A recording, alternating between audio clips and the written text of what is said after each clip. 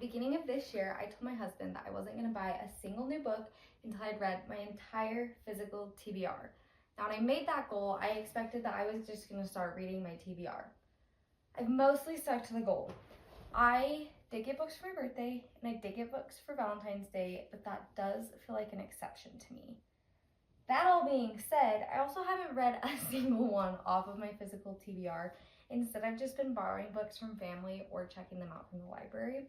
And I started to think, if I'm not going to read them, if I'm not looking forward to reading them, why do I have them? So today we are going to go through my entire physical TBR, and then we are going to see how many I can read in the month of July. So the first thing that you should know about me is I am a law student and I am doing a dual degree in Masters of Public Policy. So a lot of these are nonfiction that have to do with public policy. I feel like I typically prefer to write in my nonfiction books, and so I end up buying them more than borrowing them or checking them out that I do with my fiction books. What did I say? I feel like I prefer to write in my nonfiction books. I'm not sure if that's what I said or not. But, so most of these are nonfiction. They're also a little bit more dense, so I don't expect to get through as many as if they were fiction, but I do have some borrowed fiction in here, either from my sister or from the library. So the first one that we have is Caste, The Origins of Our Discontent. I have been wanting to read this one since 2020. I bought it in 2020, and then I just never read it. It feels like the story of my book life lately. The second one we have is called Light by Bruce Watson. I am very fascinated with science and light and the galactic world. So I had started reading this one years ago. I borrowed it from the public library, and then I had to return it, and it just kept being on hold. I bought it, and then I did not read it. The next one I have is How to Be an Anti-Racist. Again, I've been wanting to read this one since 2020. I've started it, as you can see. I did read How to Raise an Anti-Racist, and I liked it. I felt like it brought up a lot of important considerations you should have, especially since I want to be focused on public policy. I think I need to understand a lot of what he talks about. I feel like I'm having a hard time just like getting into it. I need to sit down with the idea of me just reading for a very long chunk of time. The next one is The Elegant Universe by Brian Greene. I actually have not started this one. I've read a different one of Brian Greene. I can't remember. I really love reading about astrophysics. Anything to do with space, I'm a fan of. Sometimes I wish that I had done a different undergrad. But this one is about superstrings, hidden dimensions, and the quest for the ultimate theory. So we'll see. I don't think I'm choosing that one this month. I don't think that's really a July book. The next one we have is States of Health. This was actually written by a law professor at my school. I went to a little seminar that she had, and I'm super interested in it. So this one is mostly about how we are the United States, and because of that, every state have different laws, but what the ramifications of different states having different laws actually is on our entire nation. I know that she focuses a little bit more on like health law than anything else, but I was really excited to get this one. I actually got this one for my birthday. I went to her seminar, or maybe for Christmas.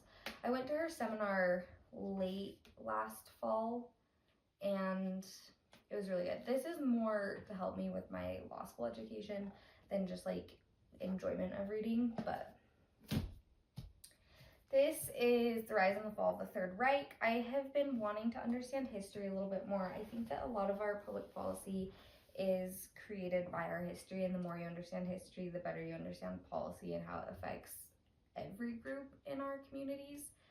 I used to be very interested in World War II history, and then it just got a little bit too dark for me. I felt like I had to take a break, but I realized I really don't know a lot about the Third Reich. I feel like I read a lot of historical fiction books to understand World War II history, and I feel like that this is I want to say this should be required reading, but I guess we'll see after I read it if I still feel that way. Okay, the next is Talk Like Ted. I actually snatched this from my family.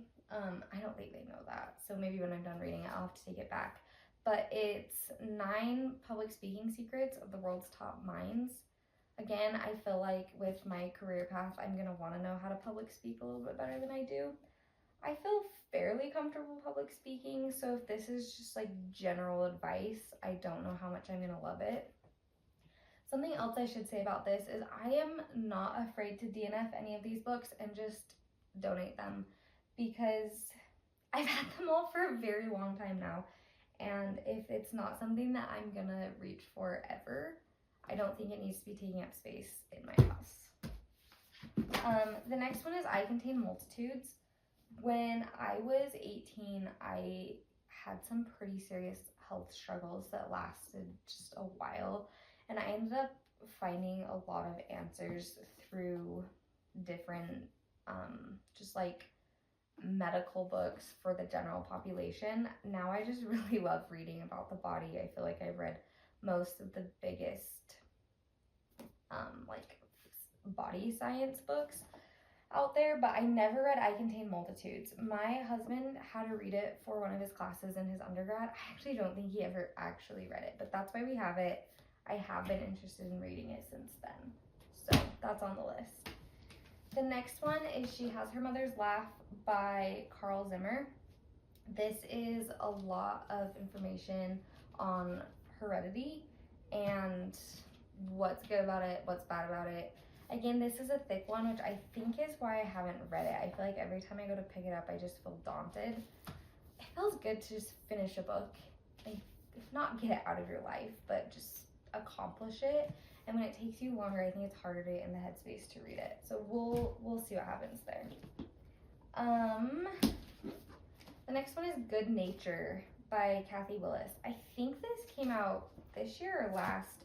I got this one for my birthday. It's about why seeing, smelling, hearing, and touching plants is good for our health. I have recently tried to be spending more time outside, and I've seen vast improvements in my mental space.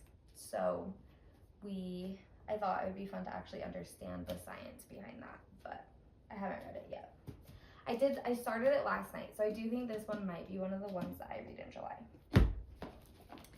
This one is The Law by Frederick, he's French, Frederick Bastiat. This is one of my dad's all-time favorite political books. I feel like this has shaped my dad's political views a lot, and a couple years ago he was like, I want to trade ideas, not opinions, because I felt that things were just at a tense point in politics. And so he asked if I would read this one, and I never did. I actually got rid of it because I was like, I'm never going to read that. And then I regretted it because I want to read it if my dad wants me to read it. So I reordered it. I've read about 40 pages of it. It's really actually a very short one. It's 75 pages. I like some of the ideas in it. We'll see how I feel, but I will probably finish that one in July. This is a book of poetry. It's called Stars at Last by Jessica Jocelyn. I have absolutely loved this book. I have just been reading some of the poems every so often. I haven't just sat down and read poetry. I do really love writing, and in high school I took just like a complete writing class. We focused on all different genres, and one of them was poetry, which I got 3rd place in the poetry slam, which was very fun. But I don't think I've ever really consumed poetry in this manner. So this is a first for me, but this might be one that I choose in July because I'm pretty far into it anyways. Okay, this one is called How Will You Measure Life by Clayton M. Christensen. My husband recently listened to the audiobook on this one and loved it. He wants it, sometimes we call it required reading for our family.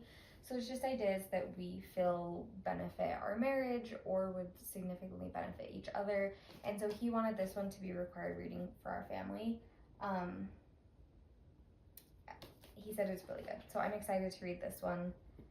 I just haven't had a chance to yet. This is his bookmark, not mine. So I don't know if I need to wait for him to read it or not. Okay, I'm to this side, this is a lot of the fiction. So this is called The Afterlife Project. My little sister just very recently finished it and loved it. I was in a little bit of a reading slump at the beginning of this month, and so I had asked her if she had anything, and I was like, what about that one sci-fi book you were reading earlier this month? And she was like, oh, it's so good. So we will see. I might be reading this one. I actually really probably will be reading this one in July because I like to read a book that I borrowed from family pretty quick. I just feel bad if I keep it for too long. Okay, this is The 7-Year Slip. This one was recommended by Haley Pham, just on YouTube. But it's a love story that kind of has different timelines, and I don't know what you'd call that. I think she called it I Would Love You in Any Lifetime trope. I don't read a ton of fantasy, so I am not fantasy. This is romance. I don't read a ton of romance, so I'm not positive if I said the trope right, but I am about to finish this one. So this one will be finished in July. Okay, this is called The Unmaking of June Farrow. I just randomly saw it at the library and checked it out. With fiction that is not recommended, I am pretty open to reading a little bit and then returning it if I don't enjoy it. So this is, we'll see. I mean, I'll have to read it soon since it's a library book, but I don't know when. Okay, this is Two Truths and a Lie by Meg Mitchell-Moore. At the beginning of this, maybe in June, I read her book that just barely came out. I think it was called Mansion Beach. And the entire time I was like, it's a good book, but I didn't think it was gonna stick with me. And then the last 50 pages took quite the turn that I wasn't expecting that turn. The way it happened, I guess I should say. I knew that there was going to be that type of event, but I truly have not stopped thinking about it, and it's actually what put me into my reading slump. And so I read another one of hers late June, but I can't remember what it was called, and I liked it. It didn't stick with me. Obviously, I can remember the name. It didn't stick with me as much as Mansion Beach did, but this one, Two Truths and a Lie, feels a little bit more suspenseful. So we'll see what happens. But I like to read nonfiction, then fiction, then nonfiction, then fiction if I can't get in a nonfiction mood, just since I have so many nonfictions. Okay, this one is called Remarkably Bright Creatures. It's a hit. It's a huge hit. Everybody's heard of it. My mom recently read it and didn't love it, and then all of a sudden, I don't know, a third of the way in was like, this book is amazing, and wants our whole family to read it. So one of my sisters just bought her own copy and is currently reading it, and one of my sisters finished it last week, and so now it's my turn. So since I did borrow this from family, I'll probably read this one this month. Okay, this one is called Lessons in Chemistry. Again, it's a pretty known book. My little sister read it, the same one that I borrowed The Afterlife Project from. She always has the best books, and she thought it was absolutely phenomenal. And then my mom read it and loved it. My mom's like, I'm on a hot streak, and I guess I'm starting to be on a hot streak, but so it's my turn to read this. This one will probably be a June one. Okay, this one is called Same Time Next Summer. Again, this one was recommended by Haley Pham on one of her YouTube videos. I actually know very little about it, and I'm not sure that I'll enjoy it. Again, I don't read a ton of romance, and I know that is what Haley Pham, I just like Haley Pham. So, we'll see. I might just return this one and cross it off the list. We'll see. Okay, this one is called Spells for Forgetting. It's from the same author as The Unmaking of June Farrow. I just saw this at the library and checked it out, so we'll see. I think those are all my I don't know why I keep getting those confused. I think that's all my fiction books for this video, which is a little bit frightening. Okay, Why Nations Fail. This is one I've been wanting to read for a while. I'm interested long-term working for the State Department, and a lot of people have recommended reading this one if you want to work for the State Department. So again, this one's a little bit more homework-esque, which I think is why I haven't been able to get into it. This one is called Mastery by Robert Greene. I feel like a lot of people know Power by Robert Greene. My husband listened to the audiobook of Robert Greene, or of Mastery by Robert Greene, and really, really enjoyed it. So we got the physical copy of it. I don't know. I mean, we'll keep it regardless because my husband likes it so much. But if I start reading it and I'm not into it, I'm fine just completely crossing it off my list and not trying again. I don't care about that. This is Orientalism by Edward W. Said. I have a master's in Middle Eastern Studies, and I was supposed to read this before I started the master's. It was some of the required reading, and I didn't. And so I've kind of had this guilt on my chest ever since. So I think I do want to read this eventually, but I don't know. Part of me is like, if I got through my master's, fine without it. Maybe I don't need to read it. We'll see. This is entitled by Kate Mann, I think is how you'd say her last name. It's How Male Privilege Hurts Women. Again, this is more to understand for public policy. I was a little bit bummed. I try to buy used books when I can, and they didn't have the cover that I like. So there's a better cover, and this was the cover I got, and I think that's putting me off of reading it. So maybe I just need to look up a picture of the other cover before I read it. I don't know. I've heard it's good. I do like reading feminist work, but I don't know. I haven't picked it up. I haven't picked up any of these books.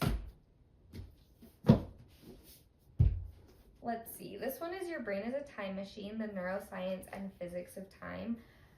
I am very interested in time as well. I'm interested in the brain. I'm interested in how our bodies interact with the world around us in ways that we haven't even discovered.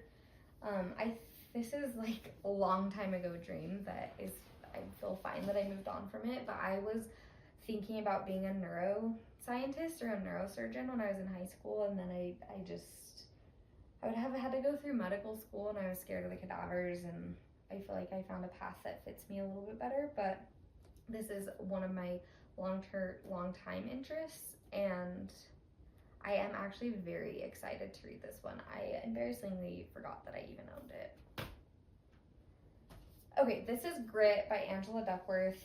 It's a popular one. I'm sure most of you know it. My husband read it, absolutely loved it, and wanted me to read it. So I can't remember. This one might be family required reading. I can't remember. Clearly I haven't read a lot of the family required reading. Okay, this one is Nourish. It said the subtitle is The Definitive Plant-Based Nutrition Guide for Families. I feel like a lot of kids are pretty undernourished in our nation. Even one, there's that quote like overfed, undernourished. I think that's what's happening. I do have a toddler. We are not plant-based. I used to be vegan for a while, and I was vegetarian for even longer.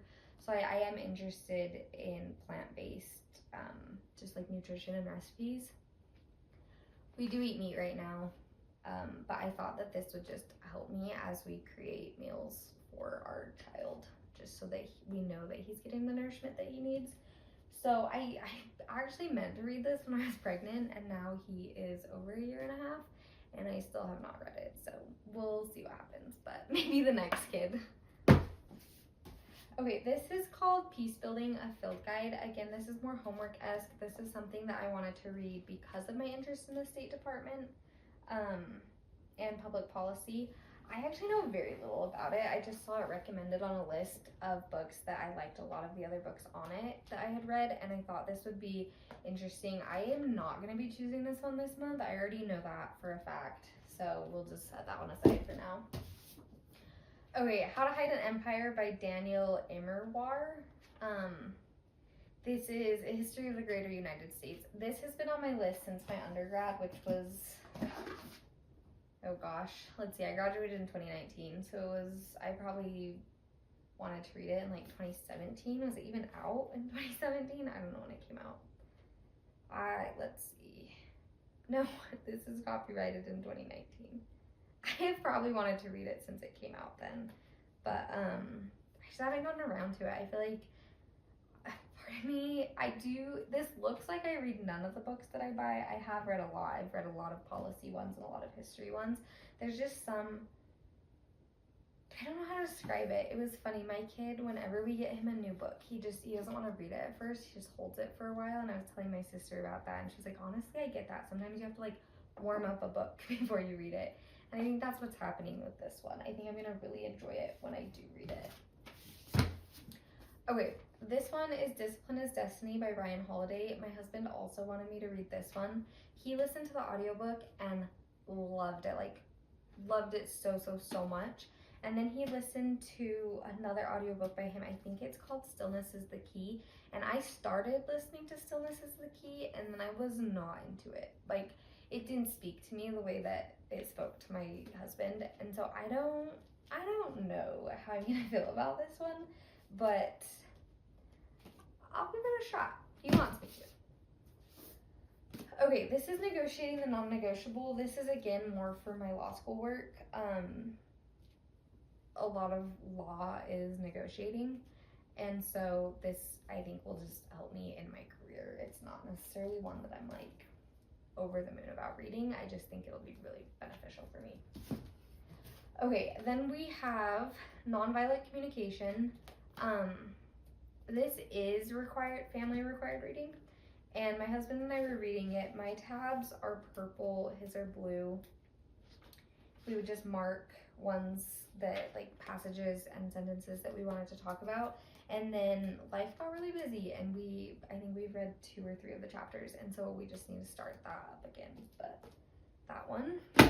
Okay, let's see here. We have How the World Made the West. This was an Oxford history professor and just talking about kind of like the history of the West and how it interacts with the entire world. And it's supposed to be really good. It got good reviews at the beginning when it first came out. I don't know if those good reviews have stayed, but I think this one just feels daunting because it's so textbook-like. I think I would enjoy having the knowledge, but I don't know if I would enjoy, like, love to sit down and read. Just, like, sit down and read. Okay, next is Sapiens, which I don't know of every copy of Sapiens, but this one is so heavy, like, so heavy. Everybody knows Sapiens. My brother, it's like one of his top books, or it was when we talked about it. And I do really enjoy Bill Gates' reading recommendations. I look at his a lot. And I mean, this one, just like, I feel like everybody recommends it. I feel like I'm scared to read it because the hype is so big. Sometimes when the hype is so high, I feel like there's no way it's gonna like be able to withstand the hype, and I just put off reading it. So I think that's what's happening with this one. Okay, next we have Eve, which is How the Female Body Drove 200 Million Years of Human Evolution.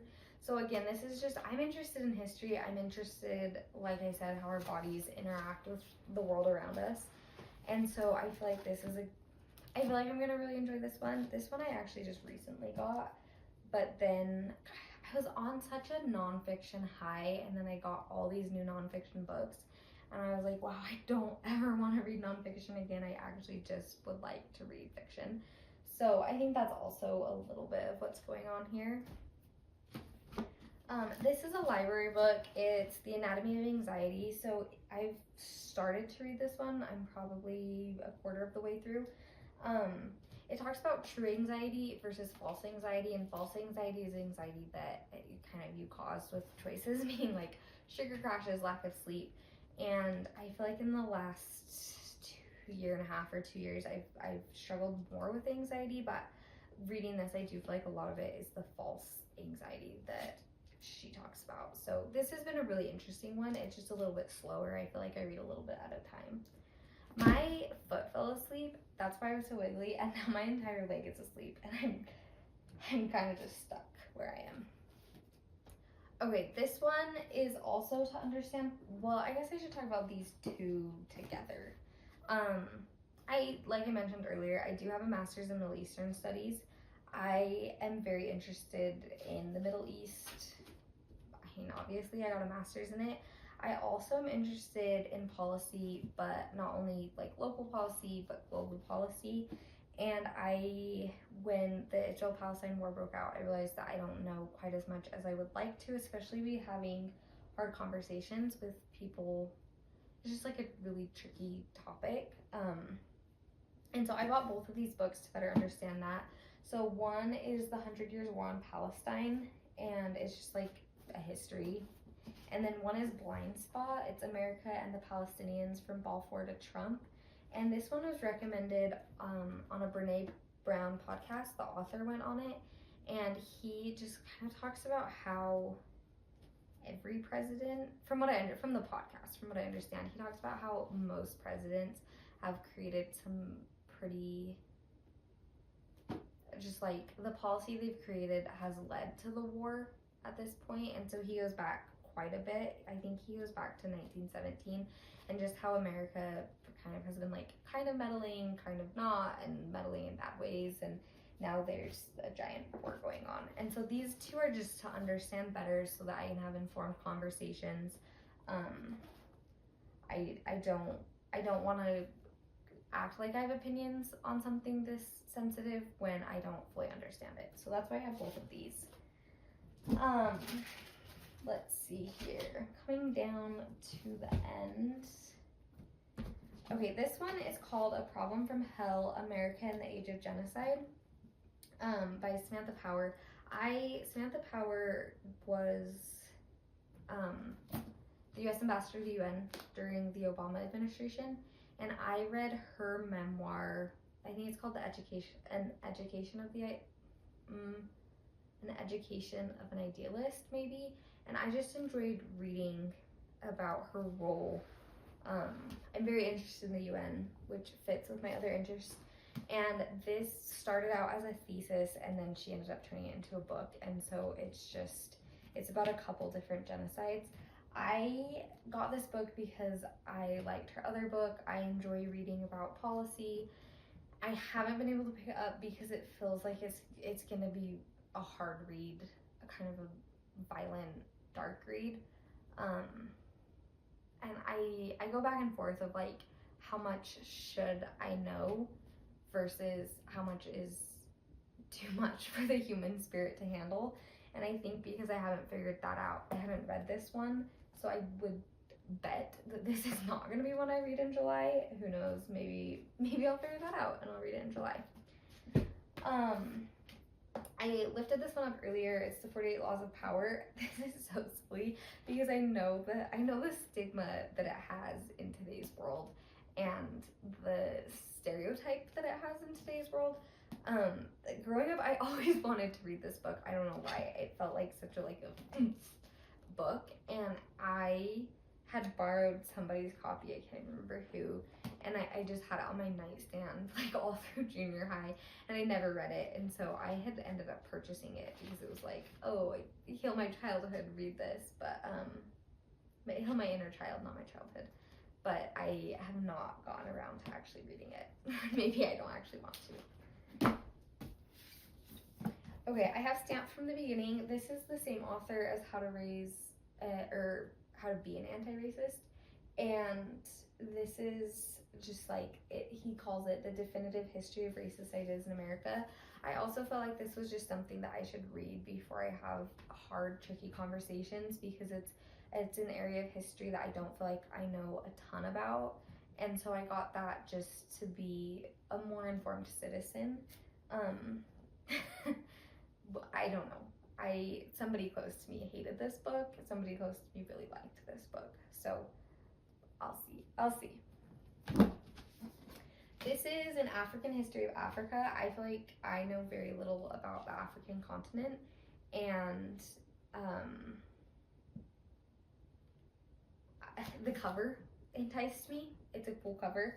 I felt like if I read one on the history of Africa, I felt like this would be a good one. I bought it, and then I was like, I don't even know if I'm interested in history right now, so I have not read it, but we'll see.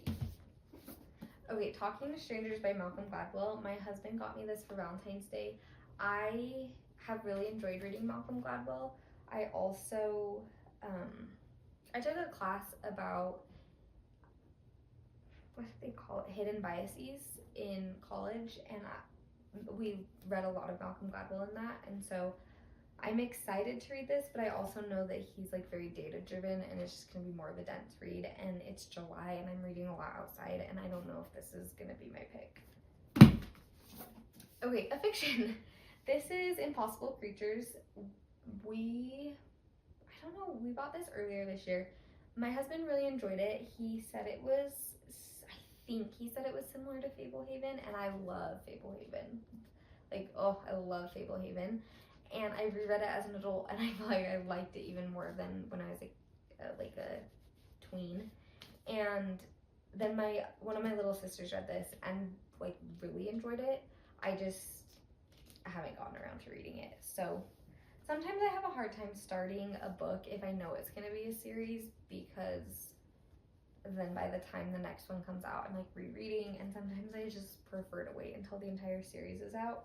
I don't know. We'll see what happens with that.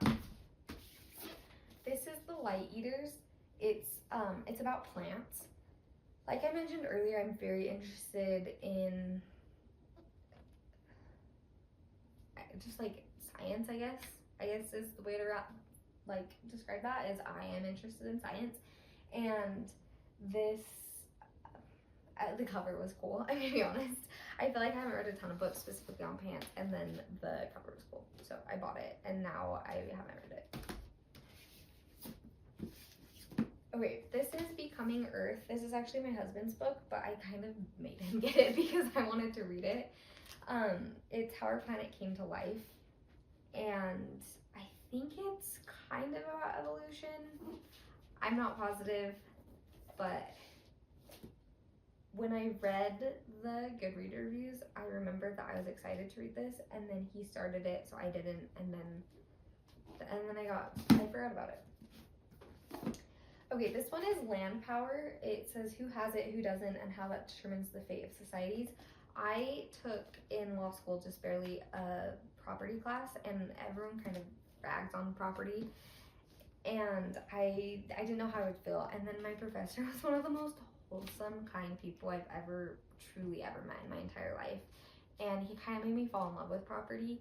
And a couple of the lectures that we had tied in with public policy, which is an interest, and so it was my favorite class last semester, and so I got this one just to read after the semester ended to keep property going, because I really enjoyed property class. And the same is for this book, is The Color of Law, and it's a forgotten history of how our government segregated America, but we talked a little bit about this in my property class just because of the laws that came out and when they came out, and kind of the hidden intentions behind certain property laws that have created a segregated America. And I was talking to my professor about it after class, and he was like, you need to read this. And so I went and bought it that night, but then I was in the middle of a law school semester, and I felt like my brain couldn't fathom another piece of information. And so I was going to read it this summer so that I could email him and continue our relationship, but I didn't. Maybe I'll read it in July. Okay, the next is Good Energy by Casey Means. So I saw her on Jay Shetty. I really liked what she had to say. Like I mentioned earlier, I had some health problems. I liked her approach to our body and our health. And then she was nominated, I think, for the Surgeon General. I am not sure if she has gone through Senate approval or if she has to. I'm not sure about that position. But so I know that there's been a little bit of controversy because she is not a board certified doctor. She did finish her education, but not her residency. And then she's been, from my understanding, a researcher ever since. And I think typically a Surgeon General is board certified and has practiced in the field of medicine instead of like in the academic world of medicine. So I did get this after I saw her on Jay Shetty, and then when all of that was happening, I don't know, I felt like I had to figure out my thoughts, and I do want to read it, but then I felt nervous to read it in public. I don't know. So that's my thoughts on this. I have been wanting to read it though. Okay, this is called Anti-Fragile. It says things that gain from disorder. And I actually think that this needs a different cover because when you read the back, it's very interesting and it's more, on the back he says, like, just as human bones get stronger when subjected to stress and tension, many things in life benefit from disorder, volatility, and turmoil. And I think that's an interesting idea and thesis, but the cover is so boring, and so every time it's on my shelf, it doesn't call to me. But then when I'm actually thinking about what the book is, I'm like, oh yeah, I do want to read that. So I think it deserves a new cover, but it doesn't have one, so I'm just gonna have to read it or not. Okay, the next is Karl Marx Capital. This is a combo of volumes 1 and 2. Does that count as 2 books? I don't know. It should on my reading list, but I am in this summer, I'm in the economics class for public policy, and I just realized I don't think I understand the economic systems as well as I probably should going into this career, and this is kind of a classic to read. I ordered it and it came and I thought, oh shoot, I didn't know it was that big. Font's tiny also, tiny. This is not one that I'm gonna read in July. This is probably one that I'm just gonna like slowly read bit by bit. Let's see, without references, it is, without the references, it is 1006 pages. I don't really want to read that right now, so I won't. This one I got at a library book sale. It's Broken America, Seeing, Understanding, and Ending U.S. Poverty. So I read, oh shoot, I'm forgetting the author's name, but he wrote Evicted, and then he wrote Poverty in America, or Poverty by America. Both were phenomenal. I loved both of them so much, and so I was like, oh, that seems like a similar vein, and I bought it, and then we'll see what happens. Actually, now that I'm flipping through it, he splits into like food, water, health, and that seems very interesting to me, which is why I bought it. But I don't know, sometimes I feel that books like this get very biased, and obviously we all have internal biases, but I try to read, if I can tell that it's biased, I try to read one that's biased in the other way so I have a better understanding. And I think I got nervous that this one was like pretty heavily biased, and that's why I didn't read it, but I can't remember why I felt like that in the first place. And then let's see, we have Come As You Are. So I went on a journey to understand like female hormones, female body, female pleasure, all of it, and everybody recommends this one.